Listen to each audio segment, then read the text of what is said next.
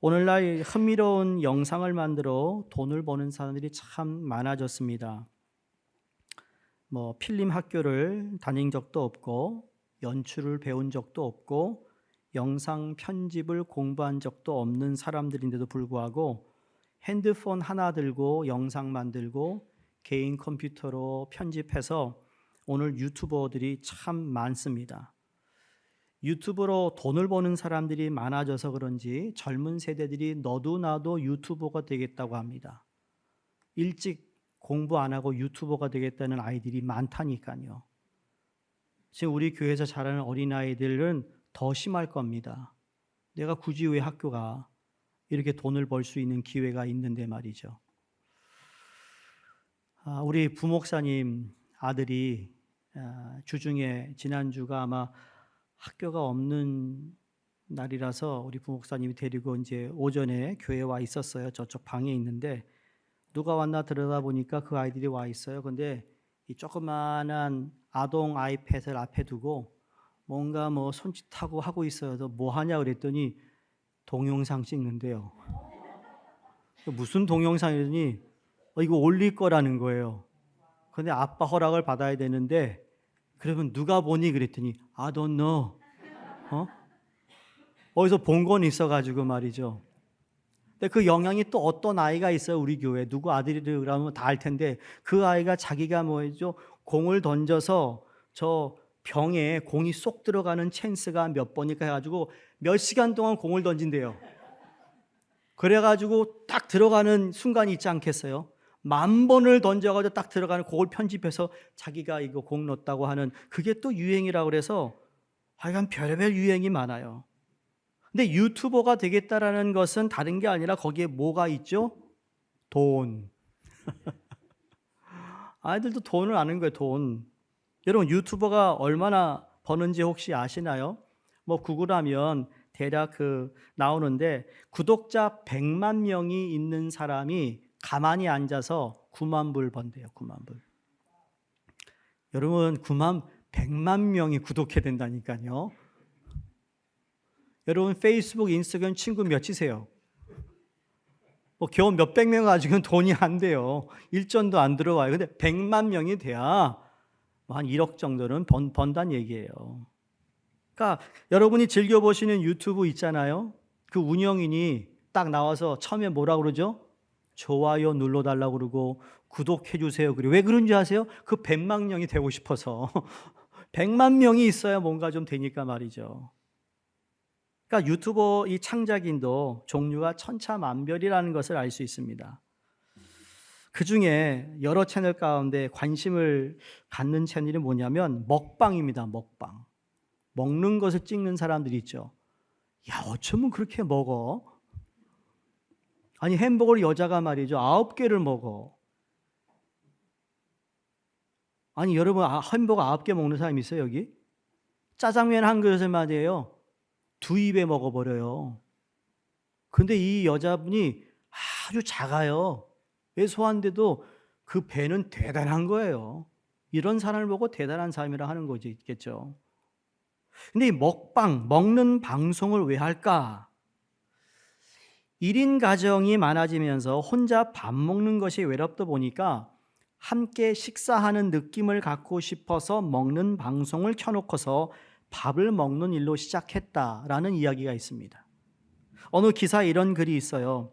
한국인들이 이처럼 먹방에 열광하는 이유는 무엇일까? 라는 질문에 원래 우리나라 사람들은 전통적으로 밥을 같이 먹으면서 정을 나눴다라는 거예요.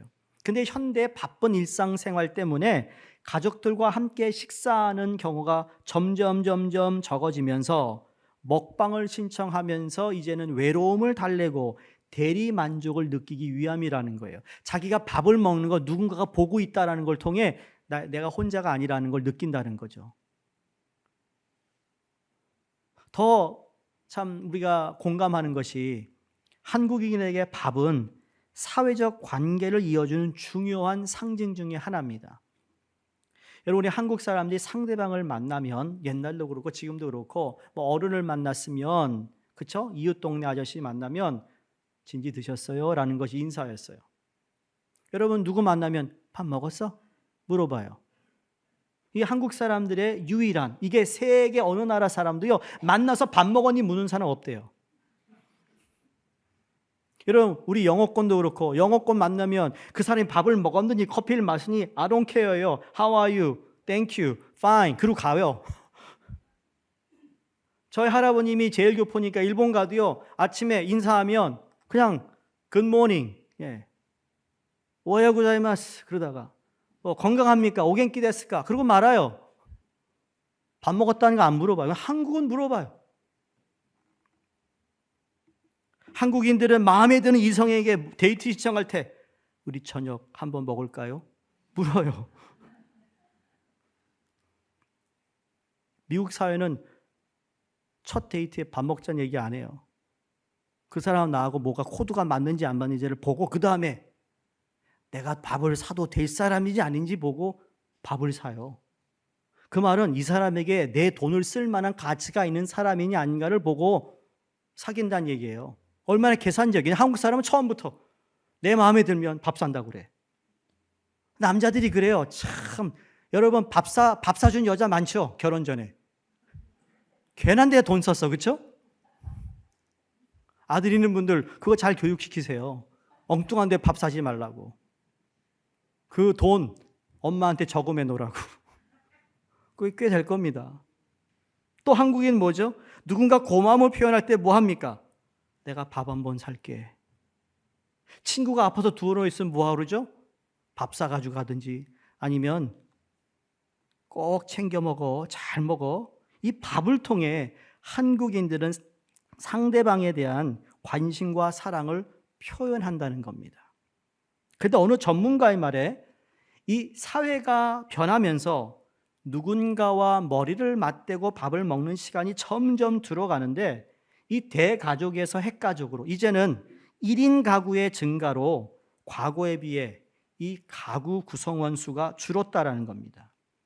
핵가족이 아닌 1인 가구가 많아졌다. 하지만 밥을 함께 먹으며 충족했던 욕구들이 사라진 것은 아니다라고 말합니다.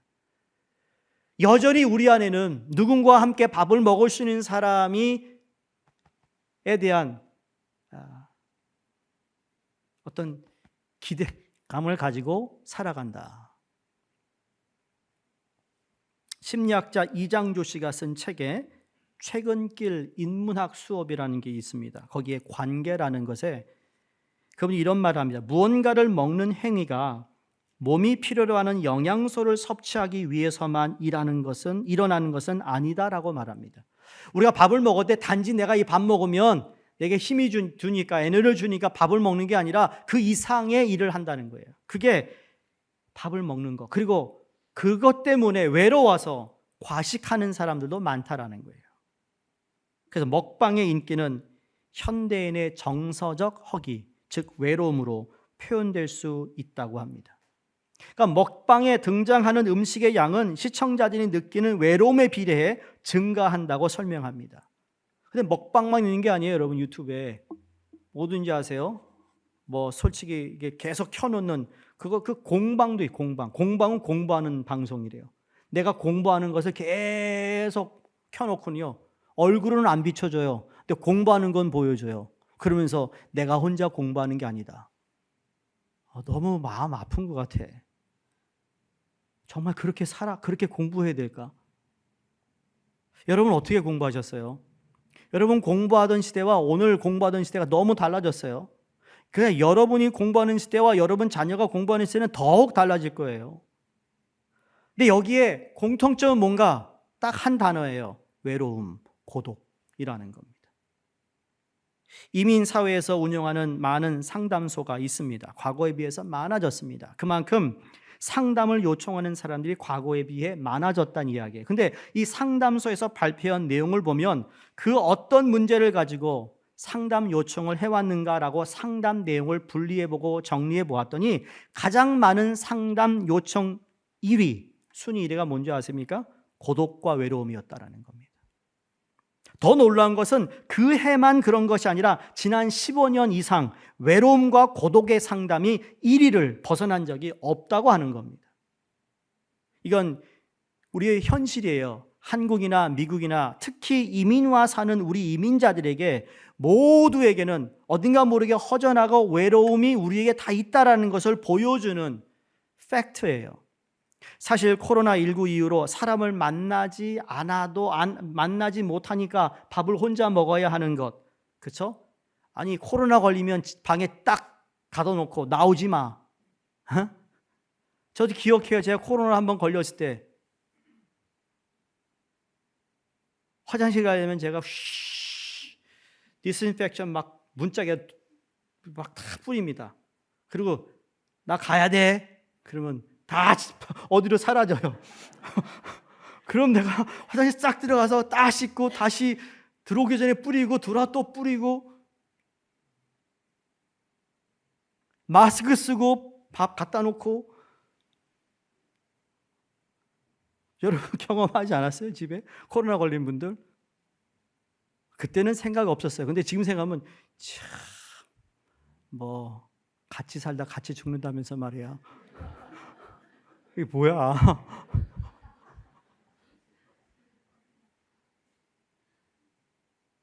사람들과 접촉 없이도 필요한 물건, 생필품을 구할 수 있는 시대가 되었어요. 어느 교회 집사님 그러시더라고요. 한 몇 달 전에 그래요. 목사님, 코로나 시기 때요. 우리 집에 가면 매일 아마존 박스가 와 있대. 아마존 박스가 하루도 건너뛴 적이 없대. 뭘 그렇게 사는지 모르겠대. 그러면서 나는 안 사요. 자녀가 있는 집은 그렇게 코로나를 살았고 지금도 아마존이 괜히 1등 되는 게 아니에요. 돈 버는 게 그냥 버는 게 아니죠. 이런 사회적 현상에 관심을 갖게 된 이유가 있어요. 제가 왜 이런 말씀을 드리는가 하면 이러한 사회적인 변화 가운데 주님이 세우신 이 땅의 교회를 생각하지 않을 수가 없다라는 거예요. 성도님들, 교회는 무엇입니까? 교회를 어떻게 정리해야 합니까? 교회는 아주 쉽게 하나님의 가족 공동체라고 우리는 알고 있습니다. 그렇죠? 가족들과 식사하면서 오손도손 이야기하고 식사하던 그 모습에서 이제 먹방을 켜놓고 밥을 먹는 오늘의 사회적인 현상에서 가족 공동체의 기능을 그 어느 때보다 회복해야 되는 것이 아닌가라는 생각을 해보는 겁니다. 세상은 그렇게 간다 할지라도 여러분, 예수 그리스도가 세우신 교회만큼은 여전히 가족 공동체의 모습이 무엇인지를 더 어느 때보다 당당하게 확신 있게 보여주어야 된다는 것이에요. 삶의 외로움, 고독 또는 염려와 걱정, 그로 인한 불안한 마음이 다 있습니다. 6일 동안 여러분 이민자의 삶이 6일 동안 일하면서 직장에서 생업터에서 열심히 살고 때로는 고단하고 때로는 말 한마디 없이도 하루를 보내는 그러한 순간들이 있잖아요, 여러분. 특별히 다른 말 안 해요. 밥 먹었어? 먹었어. 오늘 괜찮았어? 괜찮았어. 잘 자. 먼저 잘게. 그게 하루에 말 다 할 수도 있어요. 그 이민자의 삶이라고요. 안 그래요? 애가 있으니까, 꼬마가 있으니까 걔 때문에 말을 하지, 걔 없어봐요. 말 안 하지. 여러분, 대부분의 가정이 자녀 때문에 부부가 대화하는 것이 많지, 그 자녀가 없으면 대화합니까? 거의 안 해요. 안 하잖아요, 여러분. 그게 정말 주님께서 우리에게 허락하신 가족 공동체의 모습이냐고요? 아니라고요. 성경은 그렇게 말하고 있지 않아요. 그럼에도 불구하고 하나님이 우리에게 주신 가족 공동체에 관한 재점검, 다시 조명을 받아 정말 가족 공동체로서의 기쁨을 맛볼 수 있는 가정, 그리고 교회가 되어야 될 줄로 믿습니다. 사람은 태어나면서부터 부모의 무조건적인 사랑을 받고 태어납니다. 이번에도 어느 집사님이 이제 할머니가 되셨는데 벌써 사진 저 한 달 갈 겁니다. 이제 100일 돼 보세요. 100일 사진, 돌 사진, 걸어 보세요. 걸어 다닌다, 뛴다. 하여간 그냥 잘 들어주세요. 그러한 아이가 태어나면 정말 모든 사랑을 이 아이가요 다 받습니다. 할아버지, 할머니, 양가, 또 부모, 저 친척, 외가 다 사랑을 받는데, 여러분 이 아이가 사랑을 받는 것 당연하다고 생각해요. 그래서 사랑을 먹고 자라는데 어느 순간 이 아이가 자라면서 사회와 가까워지면 가까워질수록 이 사회는 나를 조건 없이 사랑하지 않는구나라는 마음을 가져요. 내가 뭔가 성취를 하고 내가 뭔가 잘하고 내가 무언가를 좀 다른 사람 특별히 잘하면 그때 인정을 받고 그때 사랑을 받고 내가 귀하다라는 것을 그때 알게 돼요. 그러니까 내가 무조건적인 사랑을 받았다는 것을 시작했는데 사회생활을 하면서 계속 뭘 느끼죠? 불안한 거예요. 불안한 거예요. 심한 사람은 내가 높은 자리에 올라가면 나를 사랑하겠지, 내가 물질을 많이 누리고 살면 사랑하겠지 합니다. 근데 그렇던가요? 맞아요. 그러면 사랑받을 수 있고 인정받지만 그럼 그것이 없을 때는 어떡합니까? 그게 두려운 거예요. 근데 이 이야기는 제 얘기가 아니라 복음서에 나오는 삭개오의 이야기잖아요. 사랑받기 위해, 인정받기 위해 얼마나 열심히 살았습니까? 지위도 있었습니다. 그리고 그 동네에서 가장 부자였습니다. 그런데 사람들이 자기를 사랑하지 않는 것 때문에 늘 외로웠어요. 고독했어요. 그런데 어느 날 예수님이 자기 동네에 오신다는 이야기를 듣고는 그 예수님을 보고 싶은데 볼 수가 없어서 겨우 뽕나무 나무에 올라가서 예수님 오신 걸 보았는데 그 예수님이 터벅터벅 걸어오시면서 자기가 올라간 뽕나무 밑에 딱 올라오시더니 위를 바라보시고 오늘 내가 너희 집에서 묵을 거야. 가자. 외롭고 고독한 삶을 살았던 삭개오를 회복시켜 주세요.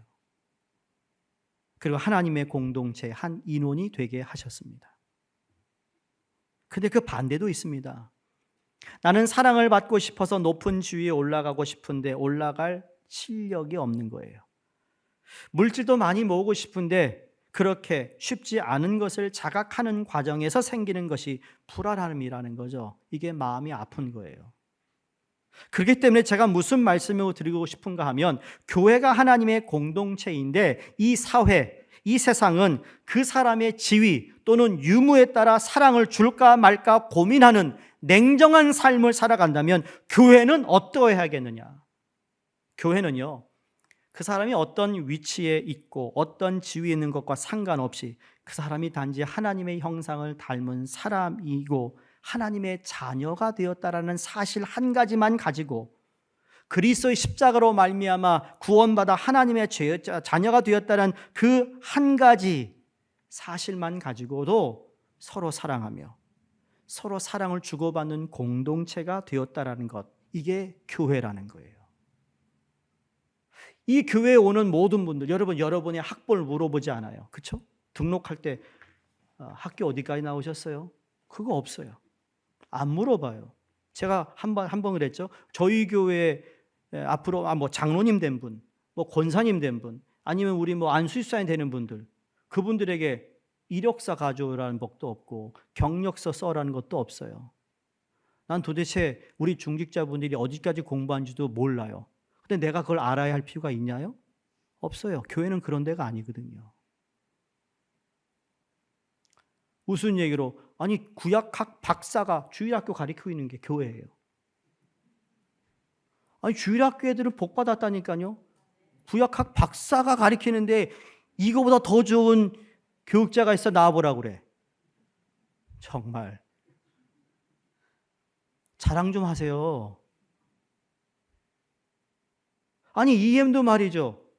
대학원 나왔어. 대학원 또 나왔어. 소셜워커 콜롬비아 나와서. 그런 학벌 있는 사람들이 가르치고 있어요. 자랑 좀 하시라고.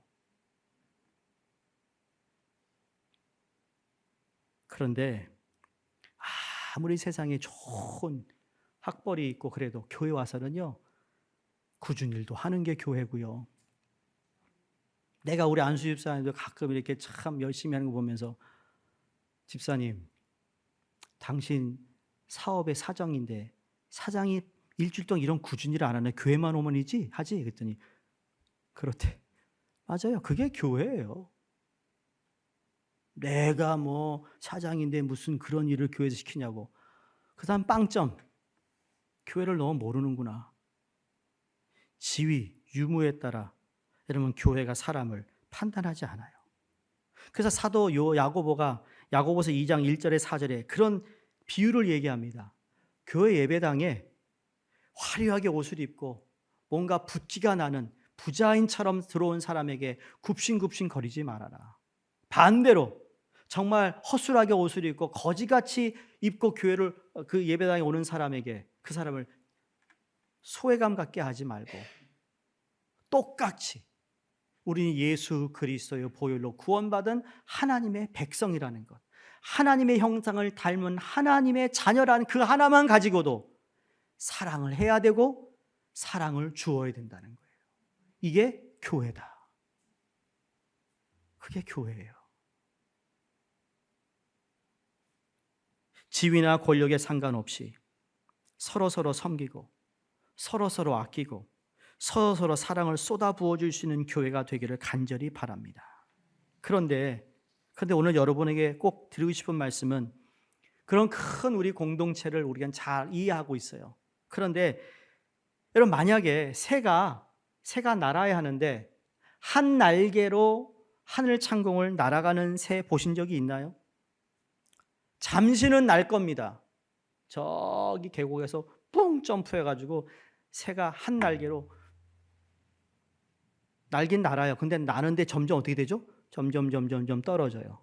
나중에는 바닥에 푹 떨어질 겁니다. 우리가 공예배는 잘 드려요. 그래 여러분 그 한 날개로 우리가 온전한 신앙생활을 할 수 없다라는 것 이미 여러분들 알고 계실 겁니다. 이미 여러분에게 제가 말씀했어요. 이건 훈련만에 제가 늘 강조하는 내용입니다. 그러면 다른 한 날개는 무슨 날개일까요? 소그룹이에요. 그게 우리 교회에서 하는 목장이에요. 목장의 날개와 하나님께 드리는 공예배의 예배가 함께 날개를 휘둘러야 우리가 이 새가 날아가는 것처럼 교회가 그 두 가지 요소를 그 어느 한 가지를 소홀히 할 수 없습니다. 왜? 소홀히 하는 순간 그 새는 날 수가 없기 때문이에요. 다음 주에 되면 우리 목자 부목자님과 만남을 갖게 되는데 여러분 교회 목자님 부목자님의 섬김과 헌신 그리고 말씀과 사랑의 교제를 통해 아름다운 모습을 볼 때 얼마나 감사한 마음이 있는지 모릅니다. 정말 수고 많으세요. 때로는 저도 주일날 오후가 되면 참 피곤한데 또 목장 모임 한다고 자기 집을 열질 않나. 또 뭐 모임을 가져서 한 2시간 하질 않나. 또 어떤 데는 막 4시간 하지 않나. 대단해. 그런데요. 그 목자나 부목자뿐만 아니라 목원들이 어떻게 하든지 돌아가면서 그 목장 모임 때 자기가 뭔가 대접하고 싶어 해서 뭐 과일을 깎았는지 아니면 직접 음식을 만들어 그날 가지고 와서 함께 나누는 그 모습을 볼 때 이게 참 아름답다라는 거예요. 나 그 목장 들어가고 싶어. 나도 거기 껴주면 안 될까라는 마음이 있어요. 근데 내가 들어가는 순간 다 얼겠죠? 그래서 못 가요.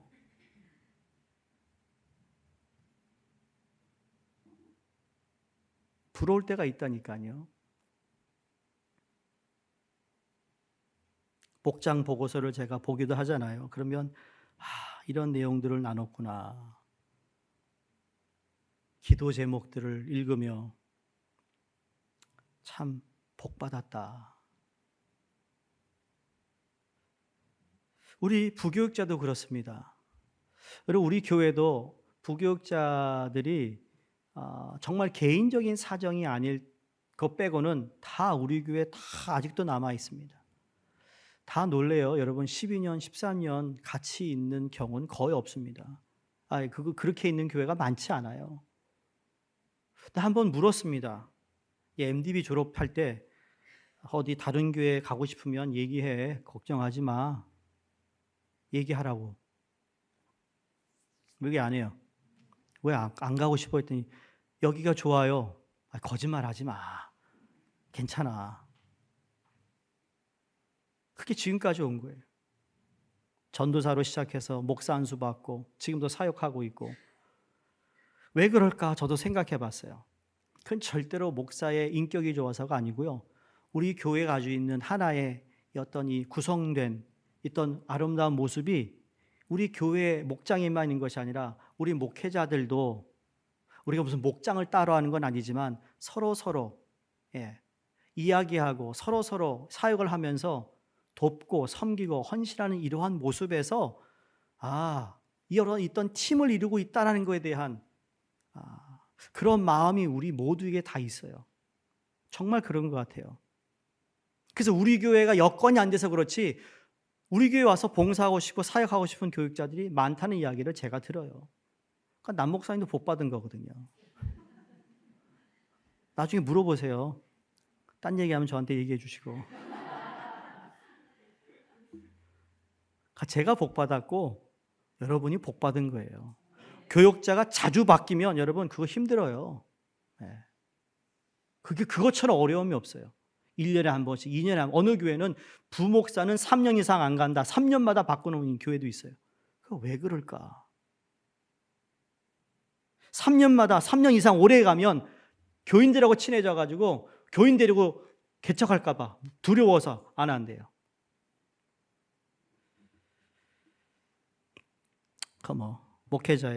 목회자 철학이니까 뭐라 할 수는 없겠지만, 근데 어찌되었든 이 교회라는 것, 우리가 공예배 드리는 예배 시간도 중요한데 우리의 목장에서의 모임, 이건 정말 값으로 우리가 매길 수 없는 귀한 모임이라는 것을 아마 경험하신 분들은 많을 겁니다. 여러분, 어려운 코로나19 때 난생해보지 않은 주무를 통해 목장 모임을 했던 것, 여러분 너무 어려웠지만 잘했다고 생각합니다. 이 교회가 리오픈되면서 대면 예배를 시작한 후에 뉴 노멀에 관한 책에 많은 저자들이 동일하게 교회의 중요성을 얘기할 때마다 소그룹, 우리 교회로 말하면 목장이라는 것이 얼마나 중요한지 다 이제 그렇게 해야 되고, 그걸 하지 않은 교회들은 어려움을 겪었다는 것을 이야기합니다. 맞아요. 외롭고 힘들고 아플 때 목장에 목원들이 위로해주고 기도해주고 작게나마 음식을 만들어 나누어 먹고, 그러한 섬김과 사랑으로 하나님의 가족 공동체가 무엇인가를 깨닫게 되었다라는 거예요.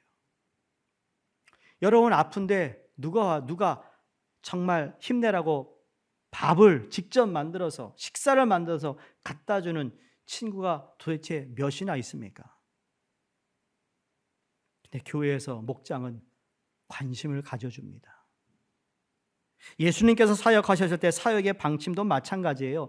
예수님이 전 인류를 위해 이 땅에 오셨어요. 그리고 십자가에서 죽으셨어요. 근데 주님의 3년간의 공생애를 보면 전 인류를 상대하지 않았어요.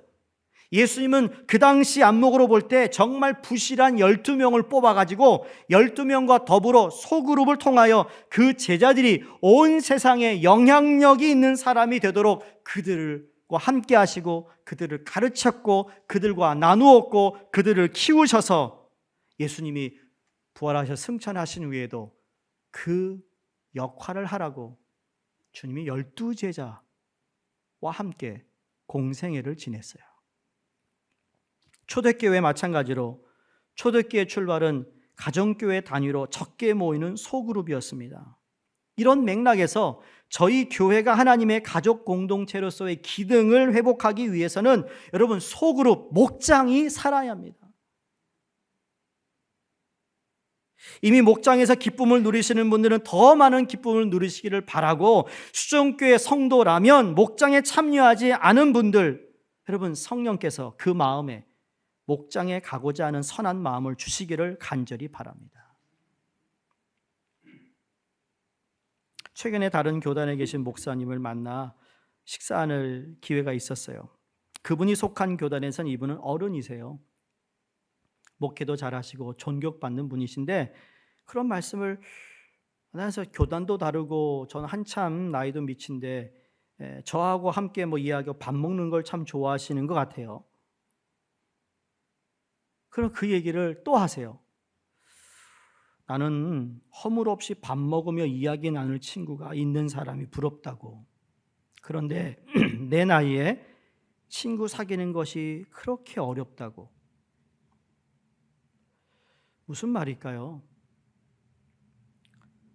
다 알아요. 함께 밥을 먹고 함께 내 허물을 덮어주며 그냥 정말 마음 터놓고 얘기할 사람이 필요하다라는 거. 근데 나이가 들어갈수록 그런 친구를 사귀기가 더 어렵다라는 거예요. 70 넘은 분 성도님들 친구 몇이나 이렇게 있으세요? 주위에. 내 모습 이대로 받아줄 수 있는 친구가 몇이 있냐고요. 교회는 연령에 상관없이 내 모습 이대로 주님의 자녀가 된 사실 하나만 가지고도 우리는 서로 밥을 먹고 사랑하며 사랑을 부어주고 섬기고 격려하고 위로하고 기도해 줄 수 있는 것이 교회라는 것이에요. 그게 바로 목장이 되어야 된다는 겁니다. 그래서 제가 새해에는 목장에 모세회 리브가에 계신 분들 다 넣었어요. 가로로 해서 다 넣었어요. 그분들이 목장에 참여할 수도 있고 안 할 수도 있지만 그 의도는 그 목장이 그 어르신들을 잘 케어하라는 의미예요. 어디 식사하러 나갈 때 그분들 불러서 같이 식사도 하시고 그래서 그분들의 삶의 지혜도 듣고 그런 의미에서 다 편성할 거예요. 성도님들, 엘리야를 한번 생각해 보세요. 엄청난 영적 대결에 승리한 그 엘리야가 아합의 와이프인 그 이세벨 여왕이 저 엘리야를 죽여라 명령을 내려서 도망갑니다. 로뎀나무 밑에 털썩 주저앉아 가지고는 하나님께 항의합니다. 날 죽여주세요. 날 좀 살려주세요. 아니 날 좀 데려가 주시면 좋겠습니다. 왜 날 살려가지고 이렇게 지금 나로 하여금 로뎀나무에 정말 기가 막힙니다. 영적 대결을 하고 난 후에 그 승리를 경험한 엘리야가 로뎀나무 밑에 가지고 하나님 앞에 나 데려가 달라고. 근데 그러고 난 후에 따뜻한 밥 한 상 차를 잘 차려주는 것, 그래가지고 그거 먹고 힘을 얻고 다시 갔다고 했지만 여러분 근데 그것이 포인트가 아니라 중요한 포인트는 하나님이 엘리야에게 뭐라고 하는지 아세요? 엘리야가 나 혼자 남았습니다. 나 혼자 남았어요. 그러니까 여기서 더 이상 내가 무슨 사역을 하거나 내가 뭘 하겠습니까? 내 이 나이에 내 이 경력을 보더라도 누가 날 따라오겠습니까? 할 사람 없습니다. 하나님 나 그냥 데려가세요. 그럼 좀 편할 텐데. 하나님이 엘리야에게 무슨 말 하는 거야? 너 말고 7,000명이 있어. 너처럼 바알에게 머리 숙이지 않은 7,000명이 있다? 여기서 우리가 힌트를 얻어요. 우리가 그리스도인으로 살아가는 그 자체가 어렵고 힘든 거예요. 다시 말씀드립니다. 여러분, 우리가 기독교인, 그리스도인으로 살아가는 그 자체만으로도 어려워요. 갈등이 많아요. 안 그렇습니까? 내가 그리스도인으로 살아가는 자체가 만약에 힘들지 않다면 여러분, 다시 한번 그리스도인의 삶이 어떤 것인지 좀 재점검을 하셔야 됩니다. 세상과 타협하지 않아야 되니까 힘들고, 해야 할 거 하지 말아야 할 것이 있으니 분명하니까 힘들 것이고, 그냥 힘든 게 아니에요. 그리고 이 세상이 크리스찬 믿는 사람을 가만히 두지 않아요, 이제는요.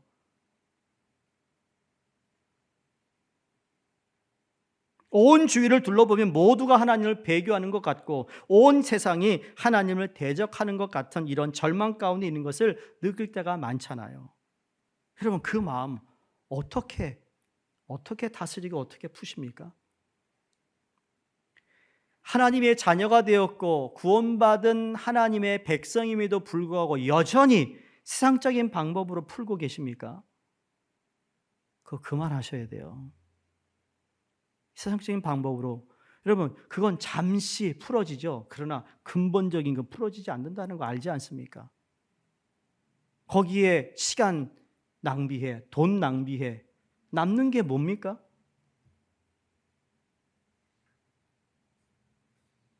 이제는 세상적 방법으로 마음을 푸는 것이 아니라 하나님의 방법으로 푸시기를 주의 이름으로 축원합니다. 목장에 참석해 보세요. 그곳에 가시면 하나님이 남겨둔 7,000명이 있습니다. 너만 외롭고 너만 고독한 게 아니단다. 너만 그것 때문에 갈등하는 것이 아니단다.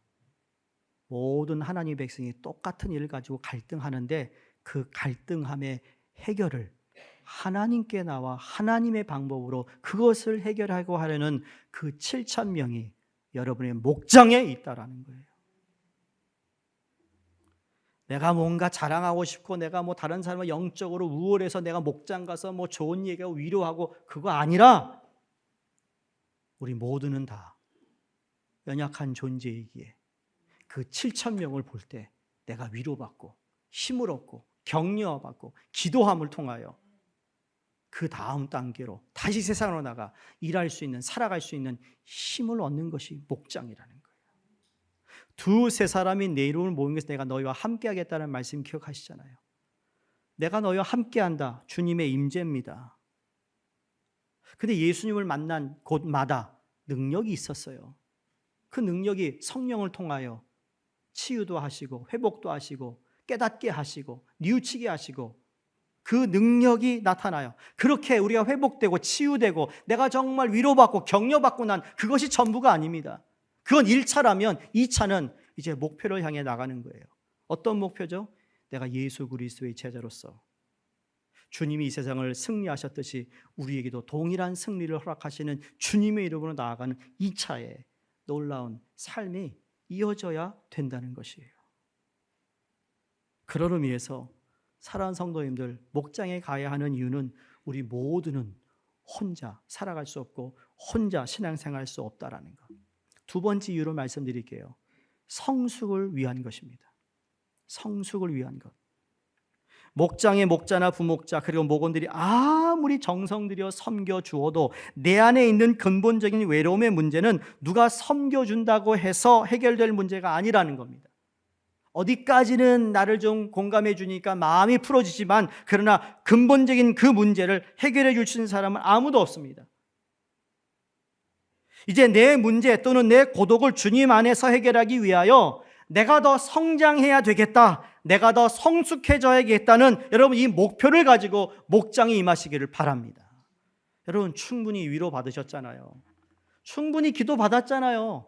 성숙은요, 그 위로받고 그 격려받고 그 기도받고 내가 정말 회복된 사람이 이제 나도 누군가를 위해 기도해야겠고 누군가에게 격려를 해야 되겠고 누구에게 힘이 되어주는 사람이 되야겠다는 그 성숙, 성장을 목표하셔야 된다는 거예요. 언제까지 여러분이 그런 말 듣고 위로받고 왜? 그 위로 한번 받으면 기분은 좋죠. 근데 그것이 일주일에 큰 힘이 되더라는 거예요. 근본적인 문제를 해결하던가요? 그렇지 않아요. 그렇지 않아요. 지금은 고인이지만 오카누 목사님이 쓴 책 길에 이런 말이 있습니다. 소그룹은 사람들의 태도와 가치관과 성격의 새로운 변화를 일으키는 중요한 역할을 한다. 하나님의 자녀들이 소그룹에서 말씀을 중심으로 영적인 깊은 교제를 나누면 성령께서 그들을 치료하는 일을 하신다. 우리가 해야 할 일은 내가 마음을 열고 우리 목원들과 함께 대화를 나누며 내 사랑하는 마음으로 위로하는 마음으로 정말 주님의 마음으로 임하면 거기에서 회복과 치유와 모든 해결은 누가 하신다고요? 성령이 역사하심을 믿습니다. 목자가 해결해 주는 거 아니고요. 그 목장에 무슨 권사님이나 뭐 장로님이나 안수사님이 해결해 주는 거 아니에요. 그건 이 목사도 해결해 주지 못해. 그러나 그 안에 임재하고 계시는 하나님의 영이 우리의 담대함을 줍니다. 다시 일어나라 합니다. 다시 바라보라 합니다. 그게 목장의 아름다움이에요. 목장이라는 것은 인간, 우리 사람들이 알콩달콩 재미있게 잘 사는 것도 중요하지만 그곳에 성령님이 함께 하시는 공동체라는 겁니다. 여기서 내 마음 문을 열고 상대방도 그의 마음 문을 열어 그 교제 속에 성령의 역사가 나타나는 것. 그러므로 여러분 이렇게 말씀드리고 싶어요. 1차는 목장에 가는 거예요. 2차는 목원 모두 마음을 열어 주님이 이 가운데 계시다는 것을 믿고 그분의 임재함을 통해 능력이 이곳에 항상 우리와 함께한다는 걸 믿어 그 다음의 단계를 이어갈 수 있는 성령의 역사하심을 기대하는 거라는 거예요. 구약의 출애굽기를 영어로 엑소더스라고 합니다. 그 의미는 아시죠? 애굽에서 노예로 살다가 이제 출애굽해요. 그걸 엑싯한 거죠. 엑소더스. 그러니까 애굽을 홍해를 건너 광야로 갔어요. 그런데 이스라엘 백성의 목적지는 광야가 아니었어요. 어디죠? 가나안 땅이에요. 광야로 가는 것이 1차 엑소더스라면 2차 엑소더스는 뭘까요? 광야에서 요단강을 건너 가나안 땅으로 들어가는 것이 2차 엑소더스라고요. 근데 우리의 신앙생활을 보면 항상 1차가 있고 2차가 있어요. 쉽게 말씀드리면 이런 겁니다. 내가 예수 그리스도를 믿어서 구원받았어요. 그게 첫 엑소더스예요. 죄의 노예였다가 이제 하나님의 자녀가 되는 첫 엑소더스죠. 근데 두 번째 엑소더스가 있다고 생각하는 게 뭔가 하면 이제 내가 그리스도인이 되었으니 그리스도인이 되는 것이 1차라면 이제 2차는 그리스도인다워져야 되는 것이 2차인 거예요. 우리의 신앙생활을 제가 이렇게 묵상하면서 그렇구나. 모든 것이 하나님께서 우리를 건져주셨는데 건져줘서 거기서 사는 것이 목표가 아닌 거였어요. 거기서 우리는 그 다음 목표를 허락하시는 하나님의 그 발자취를 따라 나아가야 되는데 주로 우리는 구원받은 것, 죄사함 받은 것, 내가 격려받은 것, 위로받은 것, 기도응답 받은 것, 거기에 1차에 머물고 있다라는 거예요. 기도응답을 받았으면 받은 거에 대한 성숙의 2차 단계로 넘어가야 되는데 내가 위로를 받았으면 2차는 내가 누군가에게 위로하는 사람이 되어야 되는데 내가 격려를 받아 회복이 되었다면 나도 누군가를 회복해 주는 사람이 되야겠다는 2차로 넘어가지 않는 우리의 문제점이 있다는 거죠. 성도님들, 그리스도인이 되는 건 쉬워요. 왜? 예수 그리스도가 우리에게 무조건 베풀어 주신 은혜입니다. 공짜예요. 그런데 그리스도인다워지는 건 어려워요. 근데 그걸 포기할 수가 없는 거예요. 남편이 되는 것 쉬워요. 나이가 차가지고 결혼하면 남편이라고 불러요. 근데 남편다워지는 건 어려운 거예요. 여자 성도님들, 그게 불만이 아닌가요? 남자 성도도 불만이 있어요. 여러분만 불만이 있는 건 아니에요. 아버지 되는 것 쉬워요. 결혼해서 아이 나면 무조건 아빠가 돼요. 근데 아빠다워지는 건 어려운 거예요. 안 그렇습니까? 부모 되기 쉬워요. 부모다워지는 것이 어려운 거예요. 노아가 홍수를 앞두고 방주로 들어가는데 이것이 1차 엑소더스라고 말한다면 노아가 방주에 있는 것이 목표가 아니잖아요. 방주에서 나오는 2차 엑소더스가 필요했던 것처럼 코로나 저희가 교회 오픈을 해서 예배를 드리고 있는 거 이게 저는 1차 엑소더스라고 생각해요. 코로나에서 빠져나왔어요. 2024년부터는 2차 엑소더스를 우리가 경험해야 된다고 전 믿어요. 2차 엑소더스. 사랑하는 우리 수종교회 성도님들, 우리 2차 엑소더스를 위해 함께 달려갈 수 있기를 간절히 바랍니다. 우리의 꿈, 우리의 소망과 기대는 2차 엑소더스를 해야 되는 거예요. 근데 교회로서 공동체로서 2차 엑소더스 필요하지만 여러분의 개인의 삶에 12월 이제 연말이 되는데 여러분 1차 엑소더스에서 머무지 마시고 그 다음 2차 엑소더스로 갈 수 있는 여러분의 결단과 헌신이 있기를 간절히 바랍니다. 오늘 본문에 보시면 우리가 다 하나님의 아들을 믿는 것과 아는 일에 하나가 되어, 이게 첫 번째예요. 두 번째, 온전한 사람을 이루어. 두 번째, 그다음에 그리스도의 장성한 분량이 충만하니까지 이르리니. 이게 세 가지입니다. 이게 개인에게 얘기한 것이 아니라 에베소 교회 성도들에게 너희들이 하나님을 믿고 아는 일에 하나가 되어라. 여러분 그걸 어디서 우리가 경험합니까? 예배에서도 우리가 경험하겠지만 여러분 목장에서 내가 아는 하나님을 저 사람도 고백하고 있구나. 내가 몰랐던 하나님을 내가 알게 되었구나. 그러면서 하나가 되는 거예요. 아멘입니까? 그걸 통하여 서로 도전이 되고 서로 철이 천을 깎아내듯이 온전한 사람을 이루는 목장이 될 때, 여러분 그때 그리스도의 장성한 분량이 그 안에서 성령의 역사로 점점 세워지고 성숙해진다고 믿습니다. 그런데 이게 안 되잖아요. 14절에 문제가 나타나요. 뭐라고 그러죠? 이제부터 어린아이가 되지 아니하여 사람의 속임수와 간사한 유혹에 빠져 온갖 교훈의 풍조에 밀려 요동하지 않게 함이라. 무슨 말입니까? 만약에 이렇게 너희들이 이런 목장 모임 소그룹을 통하여 너희가 되고 온전한 사람이 되고 그리스도의 장성한 분량에까지 충만해지지 아니져야 되는데, 이유가 뭐냐? 이 세상에는 여전히 사람의 속임수와 간사한 유혹에 빠져 온갖 교훈의 풍조에 밀려다니는 사람이 있어. 그 사람이 어디다가 있어요? 누굽니까? 어린아이라. 어린아이. 교회를 10년 다녀, 20년 다녔어. 37년째인데 30년을 다녔는데도 여전히 어린아이의 모습으로 있다면 당연히 그 어린아이는 세상 풍조에 흘러다니고 있어야죠. 간사한 교훈에 움직이고 있어요. 그러한 분이 한 분도 없기를 바랍니다. 여러분이 싫고 안 좋고가 아니에요. 이건 성경이 말씀하시는 팩트예요. 왜 아직까지 내가 신앙이 자라지 못할까? 왜 내가 아직까지 친구를 사귀어도 이렇게 두루두루 삼기지 못하고 그냥 픽할까? 여러분, 우리 편식하면 안 되는 것처럼 사람 사귀는 것도요, 편식하지 마세요. 우리 있는 교회, 목장에 주어진 모든 성도 다 사랑하셔야 돼요. 다 품어야 돼요. 도전하고 도전받고 격려하고 힘이 돼요. 한 날개로 날아가는 교회가 아니라 두 날개로 날아가는 건강한 공동체가 되기를 주의 이름으로 축원합니다. 이 목장 모임에 좀 더 관심과 여러분의 삶을 나누는 2차 엑소더스가